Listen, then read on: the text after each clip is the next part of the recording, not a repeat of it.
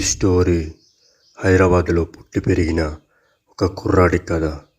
తను ఎప్పటికైనా గొప్ప సైంటిస్ట్ కావాలనేది అతని ధ్యేయం.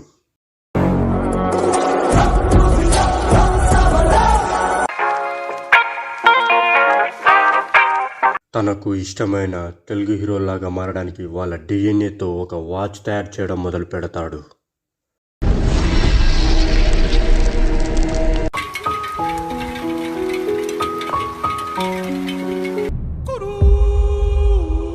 నాకు ఆ అమ్మాయి కావాలి.